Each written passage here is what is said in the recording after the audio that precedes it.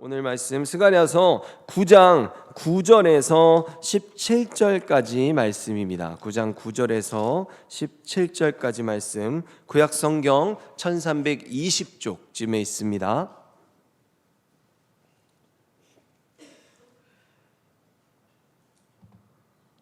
스가랴서 9장 9절에서 17절까지 말씀 저희들 함께 교독하겠습니다. 제가 먼저 읽겠습니다. 시온에 따라 크게 기뻐할지어다. 예루살렘에 따라 즐거이 부를지어다. 보라, 내 왕이 내게 임하시나니 그는 공의로우시며 구원을 베푸시며 겸손하여서 나귀를 타시나니 나귀의 작은 것 곧 나귀 새끼니라. 내가 에브라임의 병거와 예루살렘의 말을 끊겠고 전쟁하는 말도 끊으리니 그가 이방 사람에게 화평을 전할 것이요 그의 통치는 바다에서 바다까지 이르고 유브라데 강에서 땅끝까지 이르리라. 또 너로 말할진대 내 언약의 피로 말미암아 내가 내 갇힌 자들을 물 없는 구덩이에서 놓았나니 갇혀 있으나 소망을 품은 자들아 너희는 요새로 돌아올지니라. 내가 오늘도 이르노라. 내가 내게 갑절이나 갚을 것이라. 내가 유다를 당긴 활로 삼고 에브라임을 끼운 화살로 삼았으니 시온아, 내가 내 자식들을 일으켜 헬라 자식들을 치게 하며 너를 용사의 칼과 같게 하리라.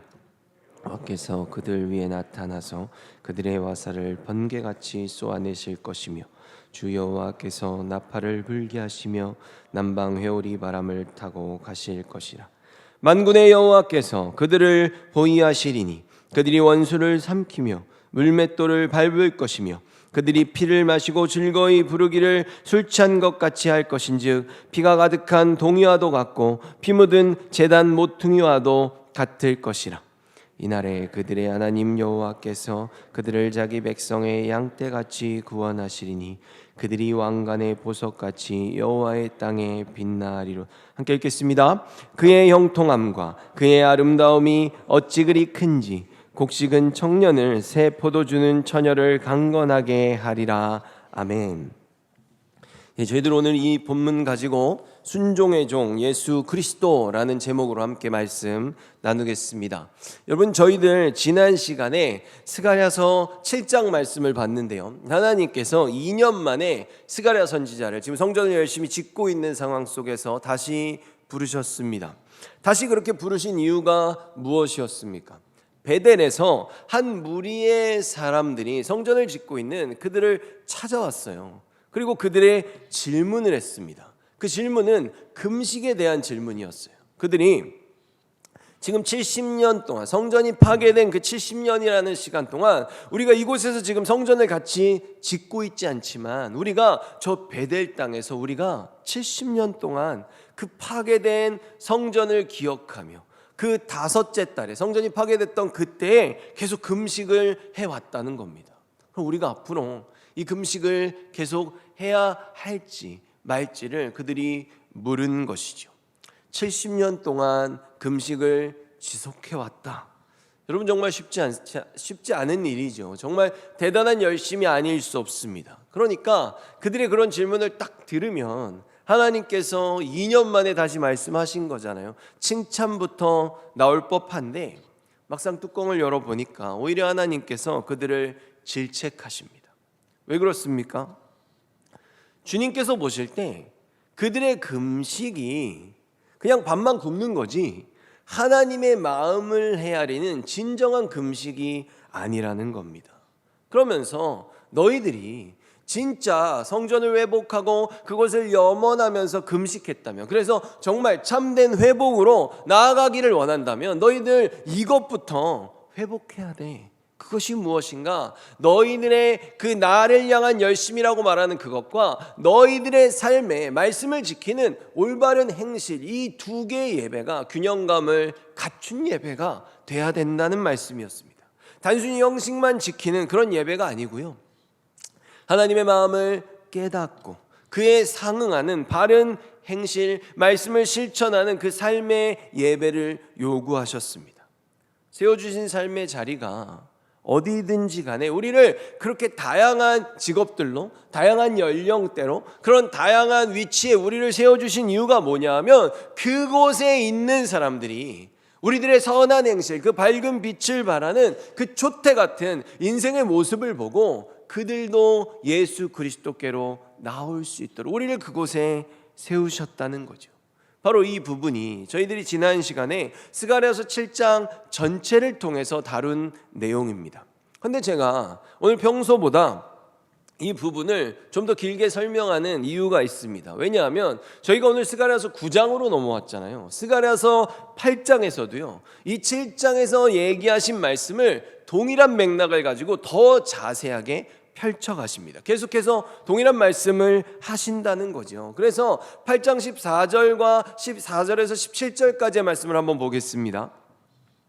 만군의 여호와가 이같이 말하노라. 너희 조상들이 나를 경노하게 하였을 때 그 하나님이 원하시는 삶을 살지 않았다는 거죠. 내가 그들에게 재앙을 내리기로 뜻하고 뉘우치지 아니하였으나 이제 내가 다시 예루살렘과 유다 족속에게 은혜를 베풀기로 뜻하였나니 너희는 두려워하지 말지니라. 너희가 행할 일은 이러하니라. 너희는 이웃과 더불어 진리를 말하며 너희 성문에서 진실하고 화평한 재판을 베풀고 마음에 서로 해하기를 도모하지 말며 거짓 맹세를 좋아하지 말라. 이 모든 일은 내가 미워하는 것이니라. 여호와의 말이니라. 아멘. 여러분, 지금 하나님께서 이 8장에서 계속해서 7장의 맥락으로 말씀을 이어가고 계세요. 예전에 이스라엘과 너희들이 지금 취하고 있는 그 행동을 보면 예전과 지금이 서로 다를 게 없다는 거예요. 근데 제가 지금 8장에서 특별히 이 말씀을 읽은 건 왜냐하면 그럼에도 불구하고 예전에 이스라엘을 대했던 것과 지금 내가 너희들을 대하는 나의 태도는 달라질 것이다 라고 말씀하신 거예요. 무엇인가 하면 너희들의 조상들은 정말 그런 악한 행동들을 했고요. 하나님께서 여러 번 경고하셨음에도 불구하고 그들이 끝까지 고집을 꺾지 않았다는 거예요. 그래서 하나님은 심판을 정하셨고 끝내 그 마음을 돌이키지 않으셨습니다. 그런데 지금의 너희들은 똑같은 일을 행하고 있다. 그 죄악을 답습하고 있다. 그러나 너희들은 다르다. 무엇이 다르냐? 70년의 고난을 받고 돌아왔다는 거예요. 그러니까 이제 지금부터 너희들이 별로 달라진 건 없지만 너희들은 그 70년에 내가 정한 그 심판의 고난을 받고 돌아왔으니까 내가 지금부터 다시 은혜를 베풀겠다고 내가 마음을 정했다고 말씀하신 겁니다. 상황이 달라진 거죠. 그 이스라엘 백성들의 삶의 모습이 달라진 게 아니라요, 하나님의 마음이 달라진 거예요. 하나님이 작정하시면 우리에게 은혜를 베푸시는 것입니다. 너희들은 분명히 내 백성으로 취해야 하는, 이제는 내가 달라질 것이니까 너희들도 달라져야 된다고. 그래서 내 백성으로서 너희들이 행해야만 하는 그 일들을 지금부터 그 책임과 의무를 너희들이 다시금 행해야 한다고 명하시는 겁니다. 그러면서 올바른 행실들의 그 목록을 주시잖아요. 이사야서 58장에 나왔던 그 말씀들을 지금 여기서 또다시 주고 계십니다. 이웃과 더불어 진리를 말해야 되고 성문에서 진실하고 화평한 재판을 베풀어야 되고 마음에 서로 해하기를 도모하지 말고 거짓 맹세를 하지 말라라는 말씀입니다. 쉽게 말해서 너 하나만 복 받겠다고 이 어떤 행위를 가지고 나에게 뭘 달라고 하는 게 아니라 너희들의 삶 전체를 나의 말씀에 순종하고 나의 영광을 드러내기 원하는 그 선한 행실, 그 빛을 바라는 진실된 삶을 살아가라는 겁니다.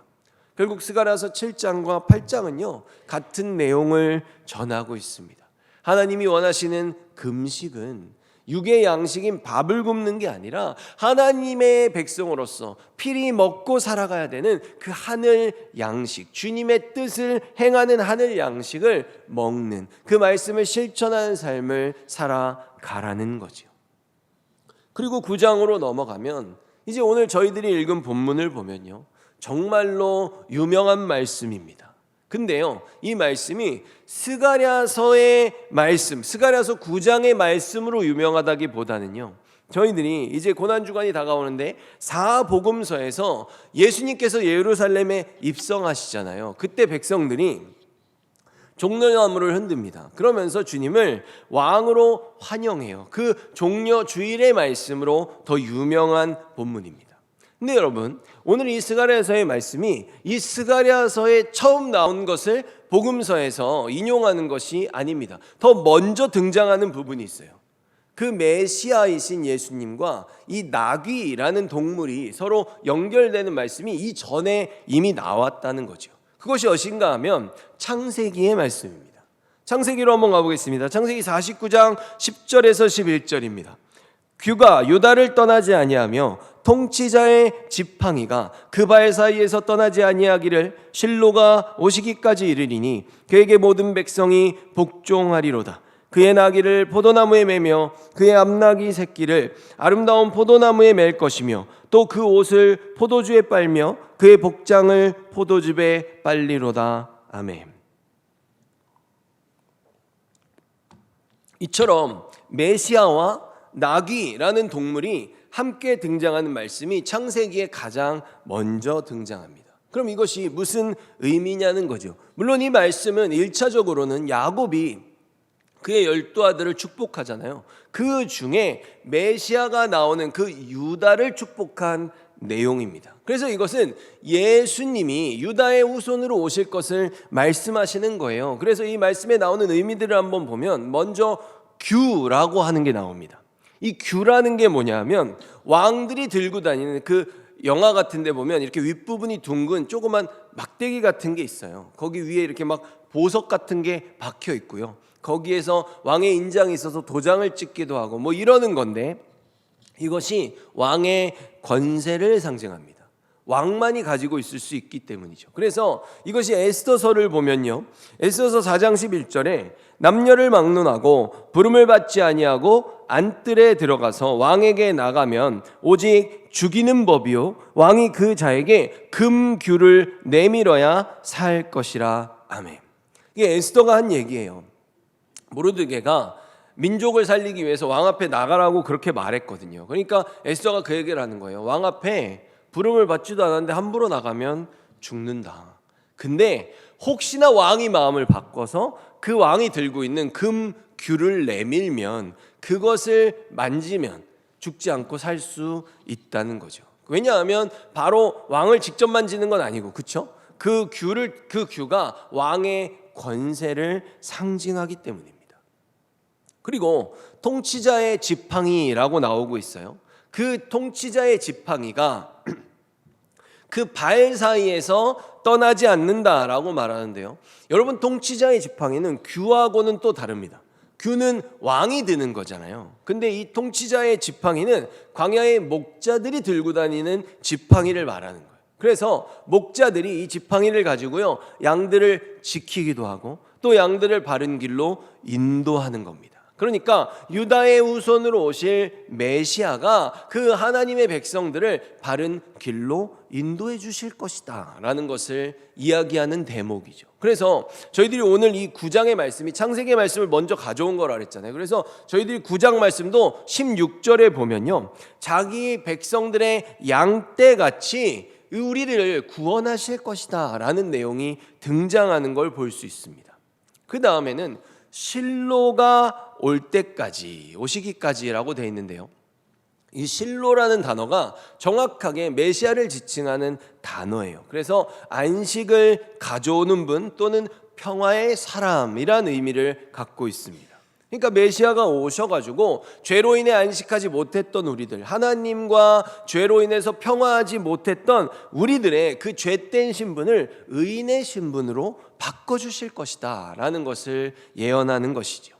또 이어지는 내용에서 이제 나귀가 나와요. 나귀를 포도나무에 맨다. 그러니까 나귀를 타고 와서 내렸으니까 나귀를 매는 거 아니겠어요? 그죠? 그리고 포도주로 자기 옷을 씻고 또 그 겉옷을 포도주에, 붉은 포도주에 빤다라고 말하고 있습니다.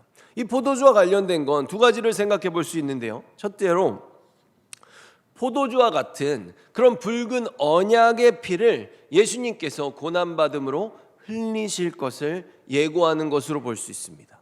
그리고 둘째로는 포도나무, 포도주, 이 포도의 개념은요, 무화과 나무와 함께 구약 성경에서 풍요와 기쁨을 상징하고 있어요. 그래서 아주 잘 되면 솔로몬의 영화를 나타낼 때 포도나무와 무화과 나무가 같이 나왔다고 말씀을 드렸죠. 그러니까 하나님의 약속대로 메시아가 오셔서 그 백성들의 죄는 사함을 받고 그들의 삶이 다시금 주님 안에서 모든 것이 풍요로워질 것이다 라고 약속하시는 것이죠. 그래서 이 메시아에 대한 예언이 다른 여러 선지자들을 통해서도 계속해서 반복되며 전해지지만, 이 스가랴서에서 이 나귀라는 동물이 함께 메시아와 등장하는 것은 창세기의 예언이 지금 이곳에서 다시 드러나고 있는, 부각되고 있는 말씀이라는 것입니다. 그래서 예수님께서는요, 이 스가랴서의 예언대로 정말 나귀를 타고 예루살렘으로 입성하셨어요. 근데 예수님이 입성할 때요, 사람들이 굉장히 예수님을 환대했습니다. 손에 종려나무 가지를 들고 흔들고 겉옷을 깔고 막 가지들을 뿌리면서 호산나 호산나를 외쳤잖아요. 왜 이렇게 환대를 합니까? 호산나는 우리를 구원하소서라는 의미잖아요. 이때까지만 해도 예수님께서 이제 예루살렘에 입성해가지고 로마를 전복시키는 어떤 정치적인 메시아로서의 행동을 할 거라고 이들이 기대를 했던 겁니다. 근데 주님께서 그들의 기대에 부합하는 행동을 하지 않으셨죠. 그래서 그들은 예수님을 환대하며 모셨던 그 길 그대로 십자가를 지고 예수님을 다시 조롱하면서 내쫓아서 결국 못 박아 죽이게 됩니다. 그런데 여러분, 이 스가랴서의 말씀이 성취되는 예수님께서 나귀를 타고 예루살렘에 입성하신 이야기는요, 사복음서에 다 나옵니다. 왜냐하면 그만큼 중요하기 때문이에요. 그래서 저희들이 이 사복음서에서, 그러면 이 동일한 말씀이지만 사복음서에서 이 예수님의 다양한 측면들을 어떻게 드러내는지 한번 살펴보도록 하겠습니다. 마태복음 21장 7절에서 9절인데요. 나귀 새끼를 끌고 와서 예수께서 그 위에 타시니 무리의 대다수는 겉옷을 길에 펴고 나뭇가지를 베어 소리 높여 이르되 호산나 다윗의 자손이요 찬송하리로다, 주의 이름으로 오시는 이여 가장 높은 곳에서 호산나 하더라. 아멘. 여러분, 이 마태복음은 유대인들의 관점에서 그들이 기다려왔던 메시아, 지금 여기서 다윗 왕의 자손이다라고 말하잖아요. 그렇죠? 다윗 왕의 후손으로 오실 그 메시아를 드러내는 책입니다. 그 주된 대상들이 유대인들이라는 거예요. 그래서 유대인들만 보라는 게 아니라 그 관점을 우리가 봄으로써 예수님이 어떤 분이신지를 우리가 더 깊이 알 수 있다는 거죠. 그래서 바로 왕으로 오신 메시아를 드러내고 있습니다. 동일한 말씀 마태복음 21장도 보면요, 4절과 5절에 이는 선지자를 통하여 하신 말씀을 이루려 하심이라 일렀을 때, 그러니까 이스라엘에 하나님이 보내신 선지자들이잖아요. 그렇죠? 그 말씀이 이루어졌다는 거예요. 5절에 시온의 딸에게 이르기를, 그 시온, 그 예루살렘의 별칭인데요, 도시를 말하고 딸을 말하면 그 도시에 속한 백성들을 말하는 겁니다. 그러니까 예루살렘의 딸들아 이러면 예루살렘에 있는 여성들만 말하는 게 아니라 예루살렘이라는 도시에 사는 백성을 말하는 거예요. 시온의 딸에게 이르기를 내 왕이 내게 임하나니 그는 겸손하여 나귀 곧 멍에 매는 짐승의 새끼를 탔도다 하라 하였느니라. 아멘. 이처럼 마태는요, 지금 하나님의 말씀을 선지자들이 증거됐던 그대로 오신 그 메시아, 그 말씀을 성취하신 그들의 왕, 그 왕이 예수님이 맞다라고 증거하는 겁니다. 스가랴서의 말씀을 가지고 전하는데 그 말씀 그대로 나귀를 타고 오신 우리의 왕이시다라고 말하는 거예요. 그래서 마태는요, 1장에서 족보로 시작하는데 족보를 시작할 때도 보면요, 하나님 나라의 백성이 어떻게 되는 것입니까? 언약을 맺음으로 되는 거거든요. 그러니까 이 언약 백성의 자격을 우리들에게 부여해 준, 하나님과 직접 언약을 맺은 그 아브라함에서부터 그 족보를 시작하는 걸 볼 수 있어요. 그리고 그 위대한 다윗 왕을 거쳐서 예수 그리스도께로 이 족보가 이어집니다. 이처럼 마태는요, 유대인들이 기다려온 다윗과 같은 왕, 언약 백성인 우리들의 메시아 예수님을 드러내고 있습니다. 그리고 마가복음으로 넘어가 보면 마가복음은 순종의 종으로 오신 예수님을 드러내고 있어요. 그러니까 마태복음은 여기 있는 왕을 드러내고 마가복음은 순종의 종인 가장 낮은 곳에 계신 예수님을 드러내고 있다는 거예요. 그래서 마가복음으로 가잖아요. 그러면은 이 스가랴서의 말씀을 인용하고 있는데 실제 스가랴서에 써 있음에도 불구하고 마가복음에서는 왕이라는 단어가 한 번도 나오지 않습니다. 왕이라는 단어를 마가가 쓰지 않고 있어요. 예수님의 겸손한 성품, 순종하시는 그 종의 모습을 드러내기 위함인 것이죠. 그리고 사복음서 중에 이 종의 모습을 가장 강조하기 위해서 낙이라는 단어를 굉장히 부각시키는 걸 볼 수 있습니다. 제가 한번 보겠습니다. 마가복음 11장인데요. 2절, 4절, 5절 그리고 7절입니다. 아직 아무도 타보지 않은 낙이 새끼가 매어 있는 것을 보리니 풀어 끌고 오라. 제자들이 가서 본즉 낙이 새끼가 문 앞 거리에 매어 있는지라. 어떤 이들이 이르되 낙이 새끼를 풀어 무엇하려느냐 하매 낙이 새끼를 예수께로 끌고 와서 자기들의 겉옷을 그 위에 얹어 놓음에 예수께서 타시니. 아멘. 이처럼 마가는 동일한 스가랴서의 본문을 인용했는데 왕이라는 단어는 아예 한 번도 넣지 않고요. 나귀도 그냥 나귀로 언급하기보다는 나귀의 새끼로 언급하는 것을 지금 4번이나 가장 많이 사용하고 있습니다. 왜 그래요? 예수님이 가지신 그 순종의 종의 이미지, 그리고 겸손과 순종을 드러내는 대표적인 동물인 나귀의 이미지를 예수님과 이렇게 이어주기 위해서입니다. 말씀드렸듯이 이건 마가의 개인의 의견이 아니라 하나님께서 마가를 통해서 이런 예수님의 모습을 드러내시는 거지요. 여러분, 성경에서 말은 전쟁을 상징합니다. 그리고 나귀는 무거운 짐을 지고 아무리 힘들어도 주인의 뜻대로 묵묵히 순종하는 종의 이미지를 드러내는 대표적인 동물이에요. 그럼 여러분, 우리가 이런 예수님을 보면서 생각해 봐야 돼요. 순종이 뭡니까? 순종은 그냥 한마디로 말하면요, 아무런 토를 달지 않고 그냥 말씀하신 대로 바로 행하는 겁니다. 주님의 말씀에 나의 의견, 나의 생각을 섞는 게 아니에요. 때로는, 그리고 아브라함을 보면 어때요? 이해가 되지 않아도 그 말씀을 하신 분을 신뢰하기 때문에 그냥 그대로 하는 것, 그것이 순종입니다. 그 순종의 본을 지금 예수님께서 보이셨다는 거예요. 그리고 이제 누가복음으로 가보면요, 누가복음은 똑같은 이야기인데 나귀를 타신 일과 함께 이 사건에 대해서 언급하고 있어요. 19장 38절에서 40절 말씀을 보겠습니다.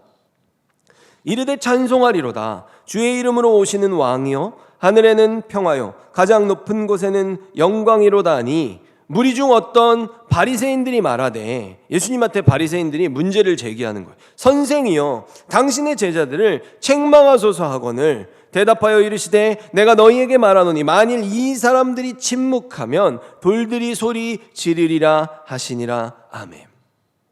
여러분, 이게 뭐냐면 동일한 사건을 다루고 있어요. 근데 누가복음에서는 나귀를 타고 입성한 그 예수님을 지켜봤잖아요. 그것을 옆에서 지켜본 바리새인들이 예수님에게 찾아와서 바로 따지는 거예요. 문제를 제기해요. 근데 이 내용이 다른 복음서에는 없습니다. 근데 어떤 문제를 제기하는가 하면 그들의 시선으로 볼 때 예수님은 인간이라는 거예요. 한 명의 인간이, 당신은 어쨌든 이곳에 살고 있는 서희 우리들의 눈앞에 서 있는 인간인데 지금 이 사람들이 환영하는 그 행동, 종려나무를 깔던가 지금 호산나를 외치던가 이런 것들은 인간에게 하는 게 아니라 바로 하나님에게만 할 수 있는 행동이라는 거예요. 불경스럽다. 하늘의 왕이신 하나님에게만 호산나 호산나 외칠 수 있는 건데 지금 저들이 그걸 당신에게 하고 있지 않습니까? 그러니까 당신이 정말로 하나님을 믿고 있는 올바른 사람이라면 저들을 책망하라는 겁니다. 근데 예수님께서 뭐라고 하십니까? 저들이 침묵하면 돌들이라도 소리를 지를 것이다. 지금 이것이 그런 상황이라는 거잖아요. 그렇죠? 무엇입니까? 하늘에 계신 아버지, 그 하나님과 내가 동등된 아버지, 하나님과 동등된 신이고 내가 바로 그 메시아가 맞다라고 말씀하시는 거예요. 그래서 이 누가복음은요, 분명히 인간이시지만 하나님이신 그 예수님을 증거하기 위해 기록된 책입니다. 그래서 지금 이 대목에서도 바리새인들이 특별히 문제를 제기하는 것을 이 사건에, 스가랴의 말씀에 동일한 사건에 누가가 넣음으로써, 기록함으로써 분명히 인간이신데 하나님과 동등된 메시아이시고 왕이신 주님을 드러내는 거죠. 우리와 똑같은 욕심을 가진 예수님을 드러내는 것입니다. 마지막으로 요한복음으로 가보면요, 요한복음 12장 13절에 종려나무 가지를 가지고 맞으러 나가 외치되 호산나 찬송하리로다 주의 이름으로 오시는 이 곧 이스라엘의 왕이시여 하더라. 아멘. 여러분, 저희들은 종려나무 가지라고 너무 잘 알고 있잖아요, 그렇죠? 근데 실제로 사복음서 중에요, 종려나무까지라고, 종려나무라고 기록한 건 요한복음밖에 없습니다. 다른 세 개 복음서들에도 이 얘기가 다 나오는데요, 거기선 다 나뭇가지라고만 말해요. 유독 요한복음에서만 이 종려나무라고 언급한다는 거죠. 그게 왜 그러냐면 종려나무가 가진 상징성 때문입니다. 종려나무는 생물학적인 이름이 이렇게 굉장히 긴데 그 중간에 피닉스라는 단어가 들어있어요. 그게 뭐냐면 피닉스가 여러분 불사조라는 뜻이거든요. 그러니까 종려나무의 별명이 불사조인 거예요. 왜냐하면 종려나무가 생명력이 굉장히 질기기 때문입니다. 잘 안 죽어요. 종려나무는 그 생장점이 가장 꼭대기에 있는데 이 가장 꼭대기에 있는 이 생장점만 잘 보호가 되면 나머지 가지들은 막 찍히고 잘리고 막 이래도 종려나무가 금방 죽지 않고 다시 환경만 만들어지면 다시 살아나고 또 다시 살아난다는 거예요. 그래서 이 종려나무를 보면서 이스라엘이 무슨 생각을 하는 거냐면 하나님께서 붙들어 주시기만 하면 언제고 다시 일어서고 언제고 다시 회복되고 번영되는 유대 민족을 이 종려나무가 상징한다는 거예요. 마치 지금 스가랴서에서 이스라엘의 나라가 완전히 없어졌는데 하나님이 붙드시면 다시 일어서는 것처럼 말입니다. 그래서 이 예수님 사건 이후에 AD 70년이 되면요, 로마의 티투스 장군이 예루살렘을 함락시킵니다. 이때 예루살렘이 완전히 패망하는 일이 일어나요. 근데 이때 티투스 장군이 자신이 하나님의 나라라고 불리는 이 예루살렘을 무너뜨린 거를 자랑하고 싶어가지고 기념 주화를 만들어요. 근데 그 기념 주화에 뭐라고 썼냐면 내가 유다를 함락시켰다. 그러니까 시저가 유다를 함락시켰다라고 이렇게 기록을 하고 거기다 공전에다 어떤 그림을 그리냐면 종려나무를 이렇게 가운데 그려놓고 유대의 한 여인이 그 밑에 앉아서 울고 있는 그림을 그려 넣습니다. 그게 뭐예요? 왜 그렇습니까? 하나님이 지켜주고 하나님이 그 생명을 번성케 하는 종려나무 같이 이 생명력이 질긴 이 민족을 그럼에도 불구하고 내가 무찔렀다, 패망시켰다라는 거예요. 이스라엘의 하나님도 나를 막지는 못해 라는 것을 보여주는 것이죠. 그래서 이 종려나무의 이 생장점, 이것만 안 건드리면 산다고 한 이 부분을 키파트마림이라고 부르는데요, 이것이 바로 그 우리의 생명의 주인은 하나님이다라는 고백을 유대인들이 해서 이 유대인들이 머리에 쓰는 빵떡 모자의 이름이 키파입니다. 종려나무와 관련되어 있는 명칭을 갖고 있는 거죠. 가장 높은 곳에 생명이 있고 그 생명은 주님에게 속해 있다라는 고백인 것이죠. 그래서 오늘 본문의 유대인들이 예수님을 맞이할 때 지금 스가랴서의 말씀을 갖고 사복음서의 본문이 지금 종려나무 가지를 흔들었다는 게 무슨 고백입니까? 우리의 생명의 주인이신 하나님께서 우리를 구원하기 위해서 바로 메시아를 보내주셨다. 저 예수님이 우리를 살리신다. 우리의 잃어버린 주권을 저분이 되찾아 주실 것이다 라는 그런 고백으로 이해할 수 있다는 것입니다. 그래서 요한복음은요, 이처럼 예수님의 신성을 전하는 책이에요.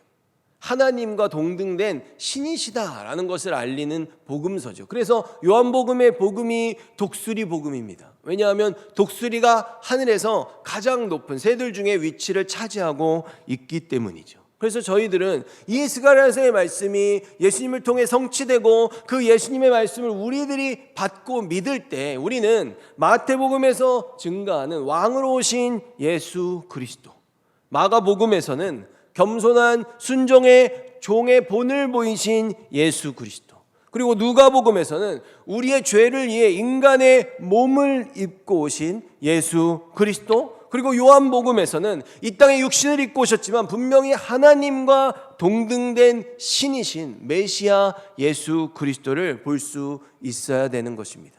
바로 그분께서 겸손하게 나귀를 타고 오셨고 그 예수 그리스도의 순종을 통해 그 십자가의 은혜로 오늘의 저희들이 살았습니다. 이 은혜를 받은 그 이스라엘 백성들에게 오늘 하나님께서 스가랴서에서 다시 어떤 명령을 내리십니까? 동일한 명령을 주시잖아요. 그리스도의 겸손과 그 순종의 본을 따라서 하나님이 명령하신 말씀, 그래서 그것을 지키는 하늘 백성의 책임과 의무를 감당하며 살아가라는 것입니다.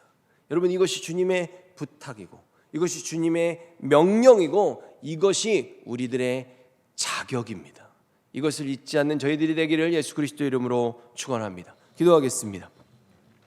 사랑하는 충만하신 하나님 아버지, 저희들은 오늘 스가랴서 9장의 말씀을 보면서 하나님께서는 이스라엘 백성들에게 단 한 번도 다른 말씀을 하지 않는 것을 보게 됩니다. 늘 주님의 백성다운 삶을 살아가라고, 동일한 선한 행실을 너희들의 그 책임과 의무를 감당하라고, 내가 너희들을 향한 그 사랑과 은혜와 내가 너희들에게 베푸는 모든 풍요와 번영의 그 약속을 절대로 꺾지 않고 영원히 지키겠다고 계속해서 반복하고 또 반복해서 말씀하고 계십니다. 여러분, 지금 우리들이 살아갈 때 하나님 앞에서 그럼 우리는 어떠한 삶을 살고 있습니까? 앞으로 어떠한 인생을 살아가기를 원합니까? 지금 우리들의 마음 가운데 있는 기도의 제목과 소원들은 우리를 향하고 있습니까? 아니면 오직 주님을 향하고 있습니까?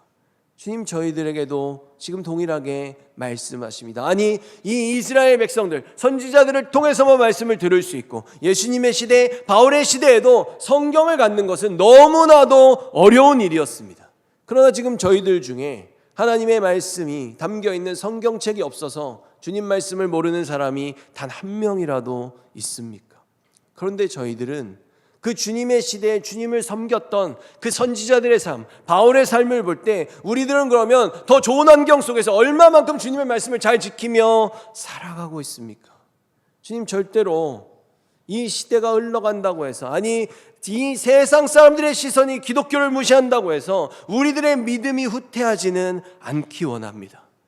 우리를 부르셨으니, 우리를 사용하길 원하시니 저희들은 아멘하고 예수 그리스도의 겸손하여 순종의 존의 본을 보이며 나귀를 타고 입성하신 그 그리스도의 발자취를 따르는 저희들 될 수 있도록 주님 붙들어 주시옵소서. 예수 그리스도의 이름으로 기도드립니다. 아멘.